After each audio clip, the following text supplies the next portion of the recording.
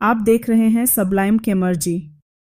आज हम बात करेंगे एक बहुत ही ज़रूरी टॉपिक इम्प्यूरिटीज़ पर, जो दवाइयों में मिलने वाली अशुद्धियाँ होते हैं। ये टॉपिक बहुत ज़रूरी इसीलिए है क्योंकि इससे एग्ज़ाम में अक्सर सवाल पूछे जाते हैं। तो चलिए सबसे पहले जान लेते हैं कि इम्प्यूरिटीज़ आखिर होती क्या हैं। Impurities are unwanted substances present in a drug और chemical that may affect its quality, effectiveness or safety and also produce toxic effect on the body. Impurities का मतलब है ऐसी चीज़ें जो हमें नहीं चाहिए लेकिन फिर भी दवा या केमिकल में किसी कारण से मिल जाते हैं। अब आप सोचिए, आपको दूध चाहिए लेकिन दूध में अगर पानी मिलाया जाए तो उसका टेस्ट और क्वालिटी सब कुछ बदल जाता है, क्योंकि पानी दूध में इम्प्यूरिटी की तरह काम किया जो कि हमें नहीं चाहिए था। वैसे ही दवा में भी जब ऐसी अनवांटेड चीज़ें आ जाती हैं जो हमें नहीं चाहिए तो दवा की क्वालिटी ख़राब हो जाती है। लेकिन दवा में इम्प्यूरिटीज़ से ना सिर्फ दवा का क्वालिटी कम होता है बल्कि वो बॉडी के लिए अनसेफ भी हो जाती है। और सबसे खतरनाक बात, कुछ इम्प्यूरिटीज़ तो जहर की तरह काम करती हैं जिससे शरीर में साइड इफ़ेक्ट हो सकता है और कभी कभी तो जान भी जा सकती है। इसीलिए हमेशा प्योर दवा लेना चाहिए। अब सवाल उठता है, ये इम्प्यूरिटीज़ आखिरकार आती कहाँ से हैं? इसलिए हमें सोर्सेज ऑफ इम्प्यूरिटीज़ के बारे में जानकारी होनी चाहिए। Impurities in pharmaceutical substances can arise from following various sources. वैसे देखा जाए तो इम्प्यूरिटीज़ आने की बहुत सारे सोर्सेज हैं, जैसे raw materials, manufacturing process, environmental contaminants from pharmaceutical manufacturing area, storage conditions, packaging materials. अब समझते हैं इन्हीं सोर्सेज से इम्प्यूरिटीज़ कैसे मेडिसिन या फार्मास्यूटिकल प्रोडक्ट्स में आते हैं। रॉ मटेरियल्स से शुरुआत करते हैं। Impurities present in raw materials में carry into the final product. कहने का तात्पर्य, अगर शुरू में इस्तेमाल किए गए पदार्थों में इम्प्यूरिटीज़ हैं तो वही इम्प्यूरिटीज़ दवा के आखिरी प्रोडक्ट तक पहुंच जाती हैं। इसको चलिए उदाहरण से समझने की कोशिश करते हैं। अगर हम सोडियम क्लोराइड यानी नमक बना रहे हैं और शुरुआत में रॉक सॉल्ट इस्तेमाल करते हैं जिसमें पहले से ही मिट्टी, धातु या दूसरी अशुद्धियाँ मिली होती हैं, तो हमें पहले उनको साफ करना पड़ता है, नहीं तो कुछ न कुछ गंदगियाँ आखिरी सोडियम क्लोराइड में रह ही जाती हैं। इससे हमें यह समझ में आया, अगर शुरू का मटेरियल्स मिलावट होगा तो दवा भी पूरी तरह से प्योर नहीं बन सकती। इसमें इम्प्यूरिटीज़ रह जाती हैं जिससे दवा की क्वालिटी घट सकती है। अब बारी है मैन्युफैक्चरिंग प्रोसेस की। मैन्युफैक्चरिंग प्रोसेस में कई प्रकार के सोर्सेस शामिल होते हैं जिनमें से कुछ प्रमुख हैं। A, intermediate products, B, reagents and solvents, C, equipments. Reaction होने के दौरान इन चीज़ों की ज़रूरत होती है, फिर भी ये कैसे इम्प्योरिटीज़ की तरह काम करती हैं। आइए देखते हैं इंटरमीडिएट प्रोडक्ट्स से।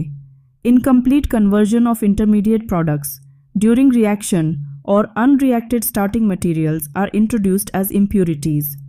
अगर कोई रासायनिक प्रक्रिया अधूरी रह जाए तो बीच के पदार्थ फाइनल प्रोडक्ट में इम्प्योरिटी बन सकते हैं। अब चलिए अपने अंदाज में समझते हैं। मान लो R रिएक्टेंट है, I इंटरमीडिएट है, P प्रोडक्ट है। अगर सब कुछ सही चला तो पहले रिएक्टेंट ने इंटरमीडिएट में बदलेगा, फिर इंटरमीडिएट पूरा प्रोसेस होकर प्रोडक्ट में बदल जाएगा। लेकिन अगर प्रोसेस अधूरी रह जाए तो जो इंटरमीडिएट है वो बीच में ही अटक जाएगा और पूरी तरह से बदले बिना फाइनल प्रोडक्ट में मिल जाएगा। अब वो इंटरमीडिएट जो सिर्फ रिएक्शन के बीच उत्पादन हुआ था, अब इस प्रोडक्ट का इम्प्योरिटी बन गया। इसीलिए दवा बनाते समय हर स्टेप पूरा और सही तरीके से होना चाहिए, नहीं तो बीच का ही कोई कंपोनेंट इम्प्योरिटी बनकर रह सकता है। जब रिएजेंट्स और सॉल्वेंट्स के बारे में देखेंगे, residual reagents and solvents used during production may remain in the final product as impurities if not completely removed. कहने का मतलब, जो केमिकल्स और सॉल्वेंट्स प्रक्रिया में इस्तेमाल होते हैं, अगर वो पूरी तरह से हटाया न जाए तो वो भी इम्प्योरिटीज़ बन जाती हैं। जैसे अमोनिएटेड मर्क्यूरी में अमोनियम हाइड्रोक्साइड की बची हुई मात्रा इम्प्योरिटी की तरह काम करती है। Next we have equipments. Manufacturing equipments made from materials like glass, rubber, metals may react with reagents and solvents, leading to impurities in the final product. अगर मशीनें ग्लास, रबर या धातुओं की बनी हों, तो वो रिएजेंट्स और सॉल्वेंट्स से रिएक्शन करके इम्प्यूरिटीज़ पैदा कर सकती हैं। इसलिए आजकल स्टेनलेस स्टील के उपकरण इस्तेमाल किए जाते हैं। अब तीसरी सोर्स है environmental contaminants from pharmaceutical manufacturing area. इसमें जानेंगे कि जब दवाइयाँ बनाई जाती हैं उनमें इम्प्यूरिटीज़ कैसे और कहाँ से आ जाती हैं। दवा तैयार होने के दौरान airborne dust from powders, granules and tablets, fragments from equipment और माइक्रो ऑर्गेनिजम्स, ये सब दवा में मिलकर इम्प्यूरिटीज़ प्रोड्यूस कर सकते हैं। ऐसा इसलिए होता है क्योंकि जब दवा बनाया जाता है तो किलो के हिसाब से नहीं, टोन के हिसाब से बनाया जाता है।